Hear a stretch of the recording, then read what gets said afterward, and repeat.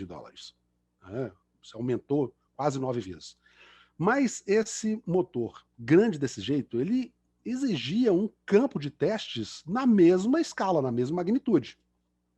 É uma energia cinética produzida que não era possível projetar isso para o chão, porque isso fazia e fez com que pequenos terremotos, na hora que você amarrava o foguete, o motor, numa plataforma, soltava todo aquele jato ali, tremia o chão a ponto de se transformar num pequeno terremoto. A cidade mais próxima dessa plataforma de teste chegou a quebrar vidros, tamanha era a magnitude dessa onda de choque, né? E olha que não era perto a situação, não. Bom, mas enfim, a coisa era essa. Essa era a plataforma de teste. Colocava o troço aí, e aí surgiu um detalhe interessante. Vejam, começando o teste, na sequência, mais ainda, e o motor explodiu. Explodiu por quê? Explodiu porque, a despeito deles terem feito essa cesta, porque não podia ser lançado direto para o chão, eles tinham que fazer com que esses gases fossem lançados para o lado. Esses motores em teste, eles produziam uma situação interessantíssima. O fluxo que sai deles é como se fosse um plasma e obedece às mesmas leis de Bernoulli, que versam, ou que comandam, que ordenam tudo que é fluido, como ele se comporta. E fluido eu estou falando ar, eu estou falando água, óleo. E vocês vão perceber que o que acontecia aí é que havia um grande problema, né? E esses problemas inesperados, eles exigiam soluções também inesperadas. A queima de combustível na câmara de combustão, por exemplo, neste caso, ela não ocorria de maneira estável. E essa instabilidade fazia com que ocorresse uma rotação da chama. E isso tendia a girar o foguete inteiro, né? Então, o que acontece? Isso acontecia por conta da ressonância do motor ao explodir. Ressonância é uma característica física em que as amplitudes de onda de tudo aquilo que você está fazendo vão se somando umas às outras. Imagine o seguinte, se você está tocando um tambor com uma baqueta, quando você bate com a segunda baqueta, a tendência é que aquela movimentação da pele do tambor aumente muito a frequência, né? Aumente muito a amplitude. A amplitude é o tamanho da onda que vai ter ali. Aí a gente vai sair um pouquinho dessa nossa explicação aqui, mas eu sugiro que vocês deem uma olhada na internet no que aconteceu com a ponte de Tacoma Arrows, nos Estados Unidos. Ela entrou em ressonância por conta do vento, e aí ela torceu todinha até que ela veio abaixo. Tem um vídeo de época desse sentido.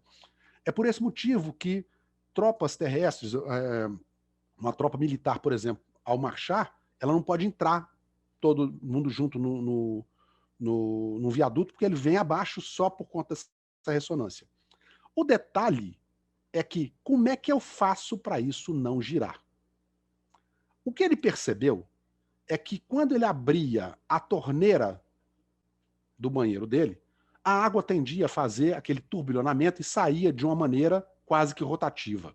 Se vocês fizerem isso, vocês vão perceber. A água na torneira, ela sai com aquele tubo, mas se você perceber e tiver uma bolinha de ar ali, você vai ver que ela dá uma mexida. Ela não sai, ela está ali girando. Mas no chuveiro, isto não acontece. No chuveiro a água sai retinha. E ele resolveu essa situação olhando para isso. E resolveu construir um chuveiro.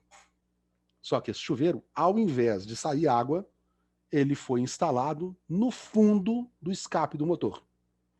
Assim. E foi isso que resolveu esse processo de diminuir a quase zero os 2.000 ciclos por segundo que aconteciam desse rotor. Uma solução que surgiu quando ele estava tomando banho, né? Então, o que acontece? Sem essa solução, por mais simples e prosaica que possa acontecer, ele não haveria viagem à Lua. E é interessante como é que as soluções vêm no banho. Eu também tenho isso. Ele chamou isso de defletor de cobre, né? Uma solução simples e elegante para um problema muito sério. Mas é interessante isso. Há poucos dias eu estava com um problema de análise estrutural bem complicado e eu não sabia como resolver este caso.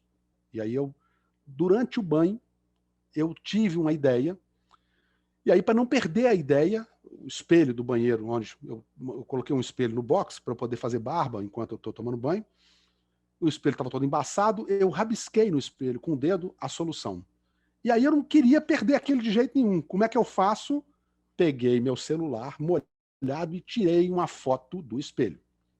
Depois, terminei o banho, desci imediatamente ao computador, sentei ao computador para transferir, usando um programa de CAD, que é um programa assistido de CAD é Computer Assisted Design, ou projeto assistido por computador, que é um programa de design. Vocês já devem conhecer isso aí, estou falando bobagem, vocês já devem conhecer isso mais do que eu. E aí minha mulher passou e falou assim, ô Miguel, por que você fez um nude seu? Aí que eu vi que eu estava pelado na foto, entendeu?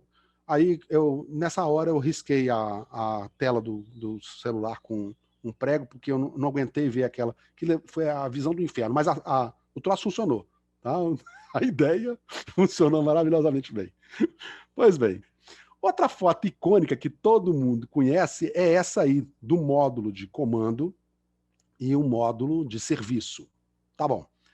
Era o segundo estágio que tinha que levar essa tralha toda para fora da Terra, para início de conversa. Era o segundo estágio. E isso era muito peso. Tudo que estava em cima ali, de carga útil, inclusive a tripulação, estava em cima disso aí. Este era um módulo de serviço. Né? Ali que o pessoal dormia, aquele negócio todo, se alimentava, ia ao banheiro. Este era um módulo de serviço. E veja que ele pesava, durante a missão, cerca de 50 mil libras. Né? Então, é um peso absurdo. Tá? Tudo isso era também impactado pelo peso enorme dos equipamentos. Gente, este era o computador da Apollo, na foto da época, que muitas coisas ali, inclusive amarradas, escritas ali com um lápis ali. Este computador tinha menos capacidade técnica do que esta maquininha nossa aqui, ó. Cadê? Essa é uma calculadora científica, HP, né? E ela tem pelo menos 156 vezes mais potência do que esse computador. E custa 250 conto, enquanto que esse computador aí custou 250 milhões de dólares. Então é uma situação enorme e era muito pesado. Né? Este era um módulo de comando, estava tudo ali em cima. Então era uma situação além de ter um módulo lunar também. Então esse era o conjunto. Lembra quando eu falei com vocês que o módulo saía daqui de dentro, ele saía dali de dentro, ele saía daqui, ó. Ele saía daqui de dentro, tem uma outra carenagem aqui, saía, ele capotava 180 graus, ficava aqui, esse foguete era ligado, isso ia para a Lua, quando chegava em órbita lunar, isso aqui, esse é um módulo lunar, né? Na primeira missão, isso aqui chamava Columbia e esse aqui Eagle, o Águia. Ele descia, essa parte ficava na Lua, essa parte voltava, acoplava, abandonava isso aqui, todo mundo entrava aqui dentro, chegava na Terra, essa parte soltava e só isso aqui pousava. Então, repetindo, isso aqui tudo ia para a Lua. Tudo isso aqui ia para a Lua. Né? Módulo de serviço, módulo de comando, módulo de lunar. Chegar depois da alunissagem, essa base ficava na Lua, e isso aqui se destacava. O módulo lunar vinha só com o módulo de retorno para aqui. Acoplava de novo, né? O Michael Collins estava esperando aqui, todos iam para o módulo de serviço e voltava todo esse pedacinho aqui para a Terra. Quando chegava em órbita da Terra, essa parte era desconectada, todo mundo ficava só no módulo de comando, e esse módulo de comando era onde tinha os paraquedas para a alunissagem. Né? Beleza. Essa foi a nossa tripulação. Essa foi a tripulação da Apollo à época. O que acontece é que esse cara, na época, ele era bem mais novo, esse vezinho aí, o George Phelps, ele começou a resolver um problema seríssimo, um problema de peso. E aí, voltamos àquela questão. Se tem muito peso e tem que colocar muito combustível, engenheiros têm que arrumar um jeito de tirar esse peso. E ele achou uma solução interessantíssima. Todo esse peso, por exemplo, ao tamanho desse módulo de comando, o desenho parece pequenininho, mas ele é grande, ele é muito pesado também. Ele ficava aqui em cima, esse era o tamanho do foguete. Era uma coisa absurda, né? E o que ele fez foi o seguinte, pegar essa situação aqui do terceiro estágio, que estava em cima do segundo estágio, que é esse aqui, ele então começou a trabalhar no segundo estágio, só nessa parte. O que podia ser feito para resolver? Uma circunstância inusitada surgiu como solução de engenharia, o que prova que a profissão de engenheiro está reservada a pessoas tanto engenhosas quanto com peito suficiente, com coragem suficiente para chamar a si a responsabilidade para a solução engenhada. E foi a seguinte, vamos lá, girando aqui, vocês estão vendo o segundo estágio.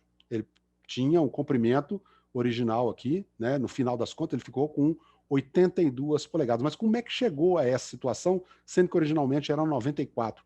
Economizou-se 12 polegadas.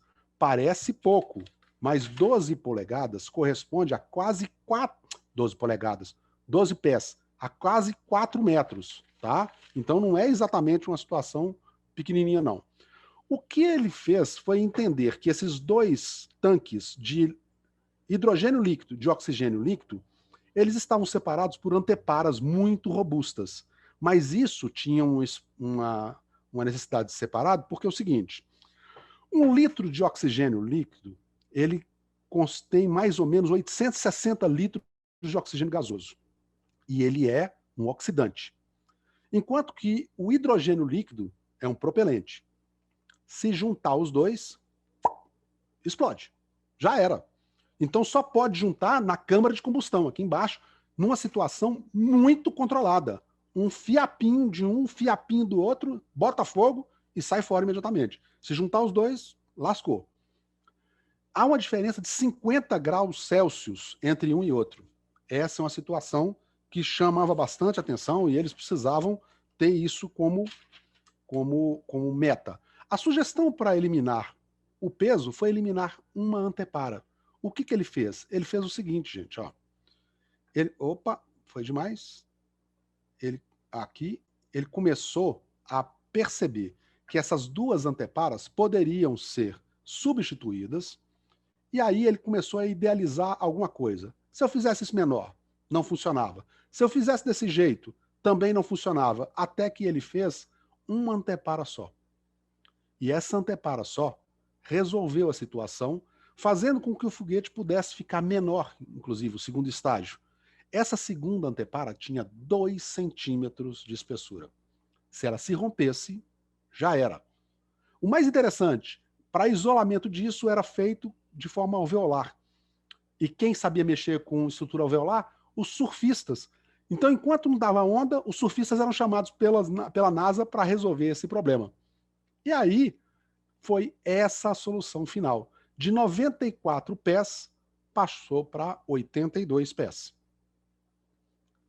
Na decolagem efetiva do Saturno V, pouca gente se lembra do tamanho dessa aeronave. Ela era imensa, ela era realmente colossal. Era uma coisa absurda. O Saturno V, ele tinha uma situação inimaginável em termos de tamanho e de potência. O trajeto dele teve que ser feito a 3 milímetros por minuto. Era muito lento, né? Para vocês terem uma ideia do tamanho dele, essa é a visão de cima da plataforma. Aqui não dá para ver muita coisa, mas vejam essa. Está a 100 metros de altura. Ele tinha 110 metros e mais 60 centímetros. Isso equivale a um prédio de cerca de 52 andares. É maior do que o JK. Ele é imenso, né? Aqui vocês estão vendo justamente o Saturno V sendo alijando o primeiro estágio. Né? Logo que ele alija o primeiro estágio. Né? Exatamente. Aí está finalzinho do primeiro estágio indo embora, descendo, ele está em órbita. Aqui já indo embora o segundo estágio, né? E aí ele está pronto para chegar. Detalhe, antes de ter essa pegada na Lua, algumas coisas precisam ser ditas. O Saturno V teve o primeiro estágio fabricado pela Boeing, o segundo pela North American Aviation. O terceiro estágio foi fabricado pela Douglas Aircraft. Ele custou cerca de 185 milhões de dólares. Isso a preço de hoje, cada um. Isso a preço de hoje dá 1,6 bilhão de dólares. Ele tinha uma altura de 110 metros. Pra vocês terem uma ideia, o campo do Mineirão, o campo inteiro do Mineirão tem 105 metros. O diâmetro dele era de 10,1 metros. 10 metros de diâmetro. Ele pesava 2.970.000 quilos antes de colocar o combustível. Ele foi utilizado em 13 oportunidades. A primeira em 1967, a segunda em 73. Justamente na Apollo 6, até 73, quando ele levou o Skylab. Né? E uma coisa interessante para a gente concluir nossa conversa. A contagem regressiva não começa em 10, começa em 15. Em 15. T-15. Todos os sistemas prontos. T-14. Comunicação testada. T-13. Ele vai contando. E aí o pessoal do controle. Até que chega em 10. Todos os sistemas operacionais. 9. Ignição iniciada. 8, 7, 6, 5, 4. Sequência de ignição completa. 3. Motores ligados. 2, 1. Decolagem liberada. 0. Lançamento do veículo. O início da subida é muito lento. Né? Como tudo na vida, é muito lento. O início de uma era de novos voos espaciais também foi muito lento. São 5 motores, como já disse, consumindo 15 toneladas de combustível por segundo, porque, olha, aquelas 3 toneladas era por motor. Os 5 eram 15 toneladas. Isso gera 160 milhões de cavalos de potência. 160 milhões de HP. Se nós juntarmos todos os veículos do país, não dá isso. Todos os veículos do Brasil, juntar os motores de tudo, não dá 160 milhões de HP. Nós não temos 160 milhões de carros no Brasil. Né? E cada carro está ali com 42 HP, 30 HP, não é horsepower. Então, é uma situação. O Saturno V ainda detém o status de máquina mais potente fabricada pela humanidade. Cumpri a minha hora de... preciso. 1 hora de conversa com vocês. Espero que tenha sido útil e que tenha sido proveitosa. Né? Posso, então, te fazer uma pergunta, professor? Quantas quiser. Quantas então, vamos quiser. Lá. Dúvida de Beatriz. Beatriz... Deixa eu sair aqui, então, desse aqui. Vamos... Bom, beleza. Tá ótimo. Vamos lá. Beatriz nos pergunta. Por que é que os buracos negros também enfrentam a teoria da relatividade e a física quântica? O grande detalhe é o seguinte, Beatriz. A física quântica, o universo quântico, ele só é observado em situações muito pequenas. Então, o universo quântico ele só é observado no nível atômico, enquanto que a física newtoniana em nível planetário. Os buracos, entretanto, a gente sabe que é o seguinte, os dois estão certos e os dois são verificados, mas um não conversa com o outro, uma teoria não conversa com outra. Foi essa, inclusive, a grande complicação, porque Einstein trabalhou com a física newtoniana e depois Bohr, Max Planck trabalharam com a física quântica. Stephen Hawking tentou unir as duas coisas. A teoria de tudo ele não conseguiu. Então, nós sabemos como as coisas funcionam, mas não sabemos exatamente como elas se interagem. O grande detalhe dentro de um buraco negro é que é o único lugar onde há uma singularidade e que, teoricamente, as duas teorias são observadas. Mas aí é o seguinte, a não ser que você se disponha a entrar num buraco negro e virar um espaguete humano, por enquanto nós não sabemos como é que funciona, não. Então, esta pergunta vale $1 milhão e se você conseguir respondê-la, terá o primeiro Nobel de Física para o Brasil. Aliás, o prêmio Nobel de qualquer coisa, né? Porque não temos Nobel de nada. Mas, infelizmente, não tenho condição de te responder e nenhum físico teórico consegue responder isso ainda não. As duas teorias são observadas. Quer dizer, é possível você explicar quanticamente uma estrutura do ponto de vista quântico, mas não é possível. Olha só, o teletransporte é possível do ponto de vista quântico. O que é o teletransporte? Se você viu já Jornada nas Estrelas, é o sujeito pegar essa xícara, fazer ela desaparecer aqui e aparecer, transportar ela até sua casa. E aí aparece aí. Então o que acontece? Ela é desconstruída e vai ser construída aí. Só que isso precisa de tanta informação, porque cada ponto no universo, cada corpo no universo, tem 3 endereços. Então, olha só, o meu relógio ele tem uma distância até a tela do computador, outra distância até a outra parede e uma distância até o piso. Eu tenho esse endereço. Eu preciso de latitude, longitude e altitude. Só que tem um detalhe. Esse relógio aqui na Terra, ele está fazendo um giro assim. Então, aqui, ó, se eu pegar um relógio aqui na Terra, se alguém olhar de fora, tá vendo o meu relógio girando desse jeito. Ele está assim, ó, girando. Mas se alguém for fora do sistema solar, porque a Terra, além de girar em torno do seu próprio eixo, ela translada em torno do Sol. Então, vai ver o relógio assim, fazendo essa elipse. O que acontece? Dentro de uma situação dessa, é impraticável agora, nós não temos tecnologia nem energia suficiente para fazer isso. Mas é possível você transportar uma partícula subatômica e transportar em informação. Isto é, isso foi feito no grande colisor de Hadrons, lá na Suíça. Num determinado milissegundo de instante, aquele átomo se registrava aqui e aqui ao mesmo tempo. Como isso? Só a informação quântica dele. Como se fosse o endereço dele, como se fosse a assinatura dele. Mas não é ele de verdade. Isso é uma situação virtual. Então você tem forças virtuais. O mais interessante é que a força virtual, ela pode causar um deslocamento real. Veja, força é tudo que empurra, que movimenta ou que desloca um corpo.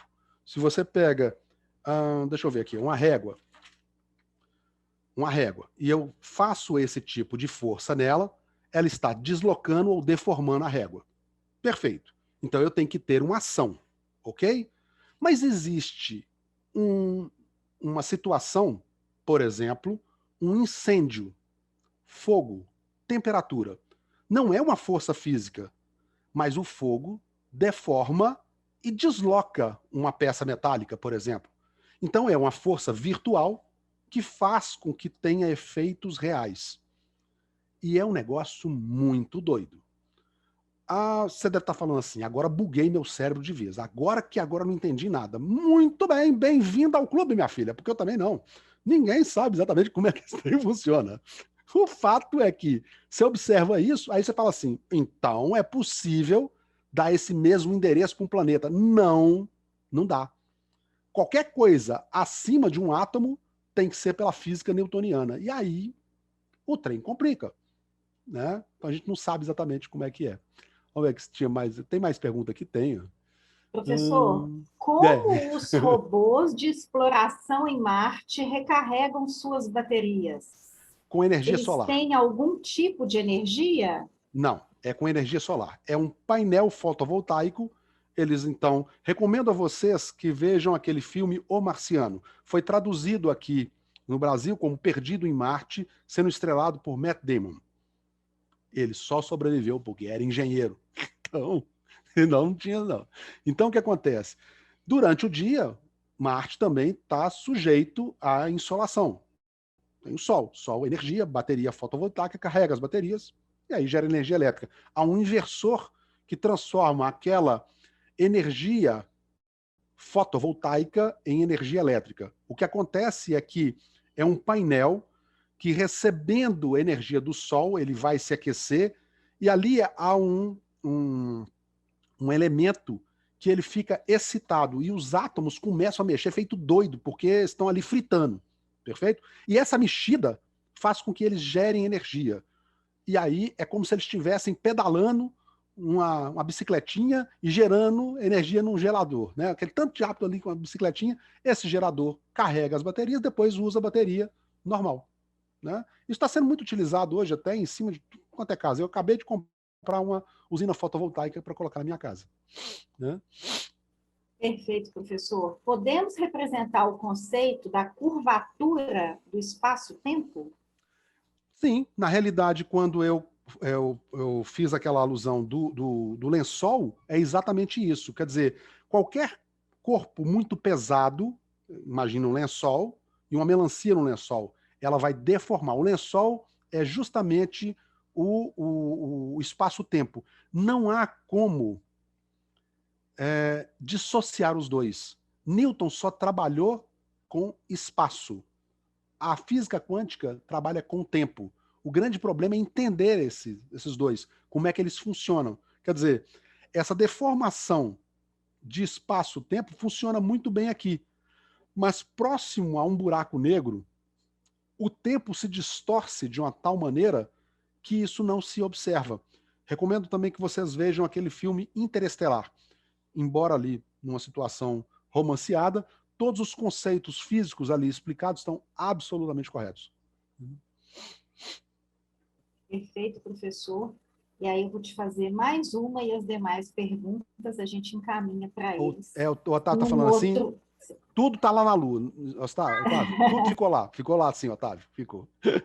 Estou vendo aqui. O que mais, professor, Luciana? Quais são as diferenças entre a visão clássica do mundo de Newton e a da relatividade de Einstein?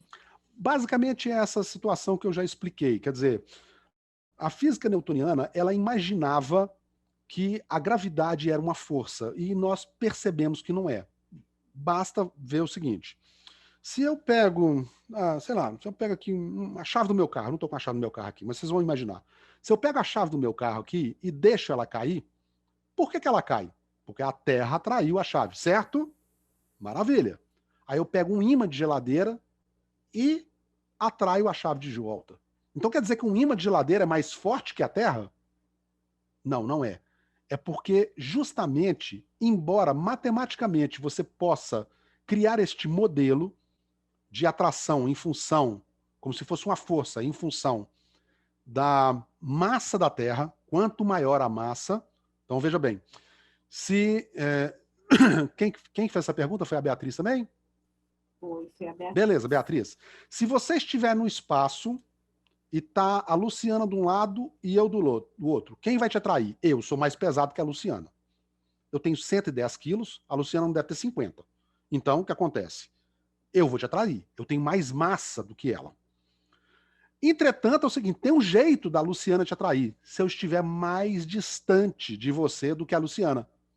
Então, a gravidade é o seguinte, é quem mais pesado, vem cá. Ou quem está mais perto, vem cá. Perfeito. Isso, Newton explica, a gente consegue parametrizar e consegue calcular e saber como vai acontecer. Mas não é assim que acontece. Dorme com um barulho desse. É diferente. Não é por conta disso. Não é por conta da minha massa, é porque eu deformo mais o espaço-tempo, esse tecido espaço-tempo, muito mais do que a Luciana.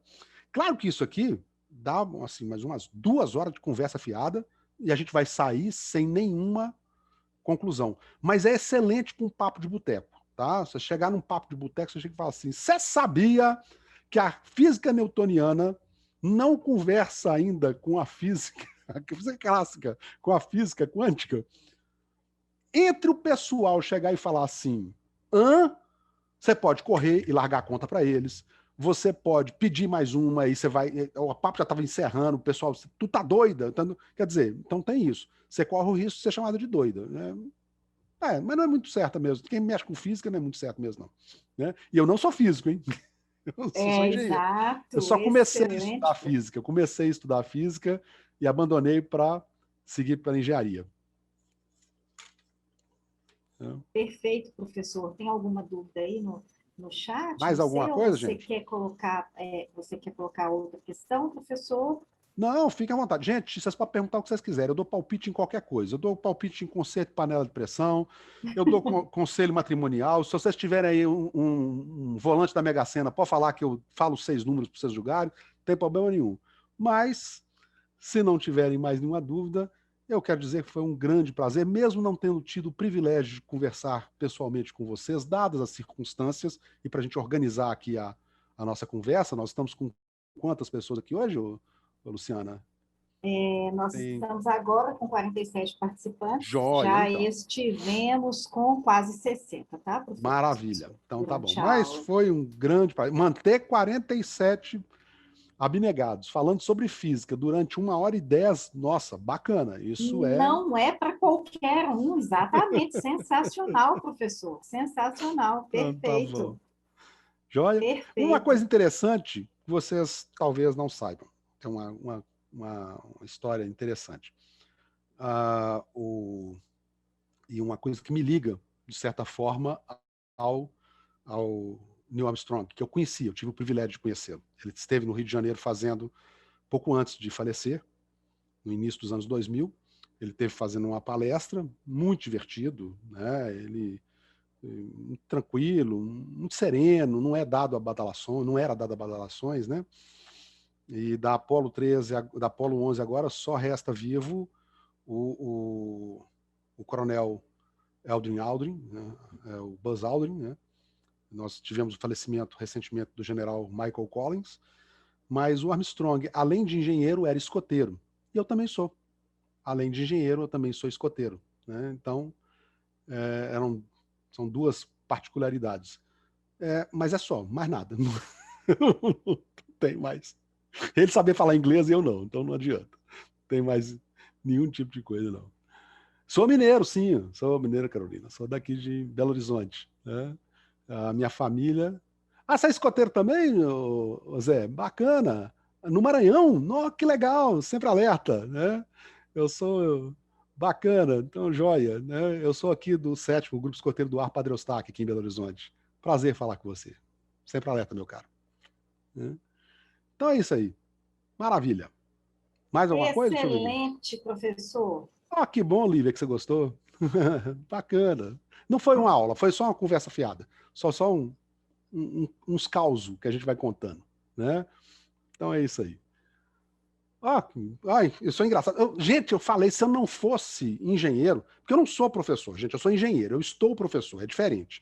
Eu só estou nessa função de professor, que é muito divertido, que é ótimo ser professor, é muito bacana, muito engraçado, principalmente ver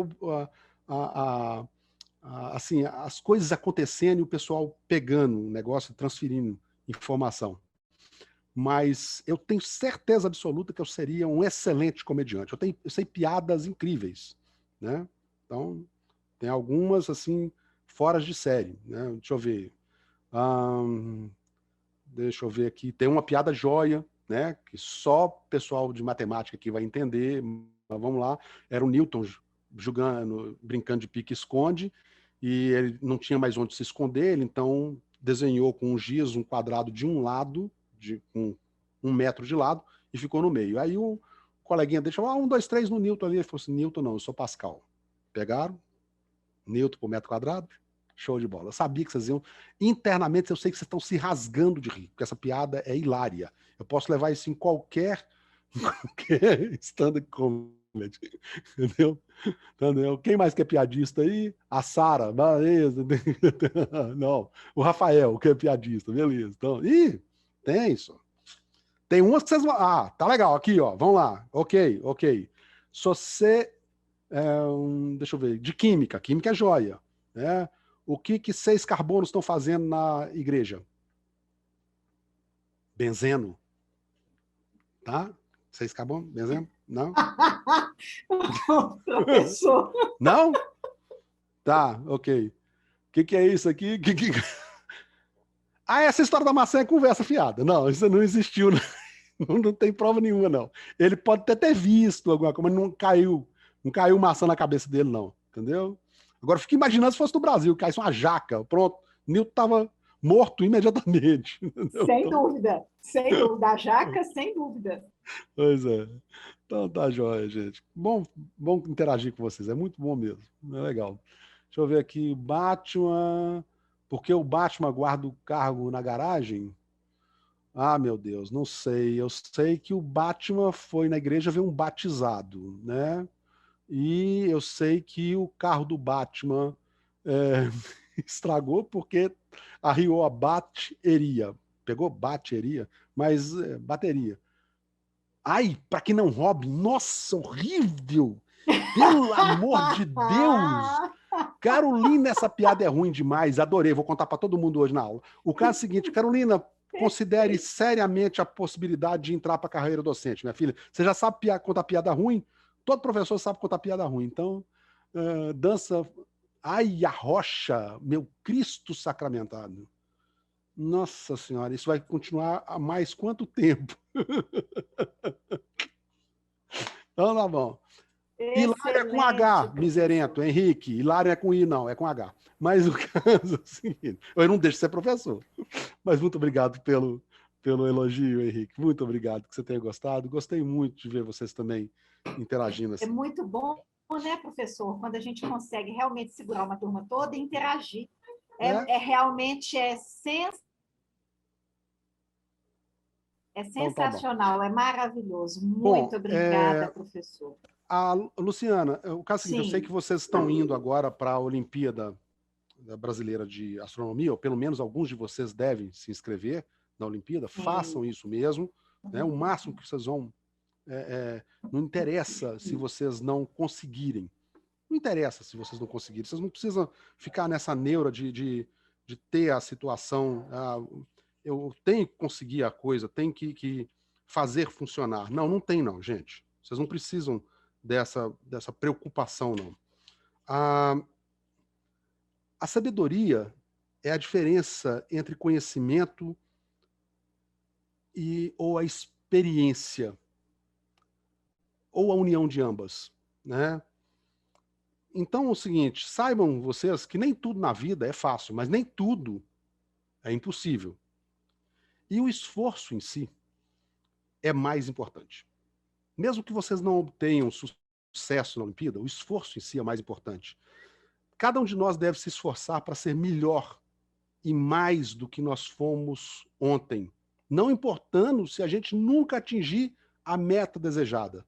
O esforço em si, ele gera a sua própria recompensa. E aí eu estou à disposição, não sei como é que a Luciana vai me colocar em contato com vocês, mas vocês podem depois ver essa situação aí, como é que funciona, podem encaminhar para mim. Não é difícil de me encontrar. Miguel Augusto Najar de Moraes, vocês vão me encontrar na internet, livro que eu já escrevi, então vocês vão encontrar isso fácil, né? Se quiser, deixa o meu e-mail também, Luciano, não sei se eu posso fazer isso, porque aí se tiverem alguma dúvida, pode me ligar. Professor, pode sim, pode deixar o e-mail para eles. Então seria interessante, se você puder escrever aí no chat. Então, ó, é miguel.moraes. Vou só tirar o compartilhamento aqui. Eu moro no Santa Amélia, Carolina, aqui em Belo Horizonte. Então, lá, e o Rafael escreveu na Olimpíada Brasileira de Matemática. E o que é o EP? OBMEP das escolas públicas. Perfeito. Ok. Então é miguel.moraes. O Moraes é com E. Você está escrevendo aí, Luciana? Estou sim, professor. Miguel.moraes. Moraes, okay, @newtonpaiva.br.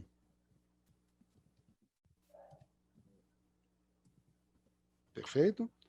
Podem encaminhar dúvidas, se eu não souber responder. Isso. O Miguel é minúsculo, mas tudo bem, dá para entender, não tem problema nenhum.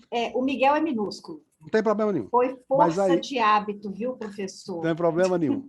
Mas o caso é o seguinte, vocês podem encaminhar, se eu não souber responder, eu sei quem sabe, essa é uma grande vantagem na vida da gente, e posso também mandar material para vocês, isso aí não tem problema nenhum. Pode pedir que eu tenho o maior prazer em ajudar, tá bom? Então é isso aí. Perfeito, professor. Espero que todos tenham gostado. Que maravilha. Eu, particularmente, adorei. Sensacional. Parabéns, professor, pela apresentação. Excelente, excelente. Muito obrigada. Excelente tarde para você, professor. Muito obrigado. Desejo para vocês também, pessoal, uma excelente tarde. Só lembrando do nosso encontro amanhã, às 15 horas. Olha aí, professor, que sensacional! Eu não estou sabendo que deu capacete, não. Olha lá, como ficou fantástico para a nossa chamada de hoje. Ficou sensacional, professor. Te convido também a participar amanhã conosco, às 15 horas, com o Jefferson e o professor Vinícius. Pode mandar o link, tendo a oportunidade, claro. eu ligo sim. Bacana. Se puder, esteja conosco, será um prazer recebê-lo novamente. Viu, bacana. professor? Na Newton, gente. Imensamente. Uhum. Na Newton Paiva, nós temos um laboratório, chama LINSE, Laboratório de Inovações e Competições de Engenharia. Eu sou o coordenador desse laboratório. E toda a parte de extensão, pesquisa, tudo é feito lá, mas as competições também. Uma das competições, tem várias competições de engenharia para alunos de engenharia. E nós temos equipes, por exemplo, nós temos a equipe Mustang do Aerodesign, que vocês podem procurar essa competição, em que uma aeronave ela é produzida para desenvolver um determinado trajeto de voo com determinada carga. É um aeromodelo planejado por nós. Tem o Rocket também, que é uma competição de foguetes, né? Ela é da Agência Espacial Brasileira. Tem outro da Agência Espacial Brasileira, que é o CubeDesign, que é um microsatélite com 10 centímetros de lado, é um cubo de 10 centímetros, um satélite operacional. Então, a gente tem que fazer esse satélite, ele tem que ser operacional. E aí, será um prazer quando vocês tiverem idade suficiente para ingressarem no curso de engenharia, virem estudar conosco e participar dessas equipes. Vocês vão, além da equipe de robótica, né, e a gente participa a equipe do Baja, né, de corrida. Então, a gente tem carros de corrida, inclusive a Eco Marathon, né, que é uma corrida só de carros elétricos com aquelas células fotovoltaicas. Então, tem muita coisa interessante acontecendo na Newton. Será um prazer tê-los aqui. Com certeza. Excelente, Cruz, professor. Estourei o tempo pra cacete, nossa mãe. Muito obrigada, professor. De nada. Abraço, Muito gente. Obrigada, foi ótimo. Obrigada, pessoal. Até mais. Tchau. Nos vemos amanhã. Obrigada. Obrigada, pessoal. Ótima tarde a todos. Ah, que legal, gostei disso aí. Bonitinho demais. Me manda essa animação depois aí, gostei demais. Mando sim. Mando sim. Excelente, professor. Muito obrigada por tudo. Então, tá bom. Excelente. Foi um prazer tê-lo conosco. Até mais. Tchau. Tchau, tchau. Obrigada, viu, pessoal? Uma ótima tarde a todos e nos veremos amanhã.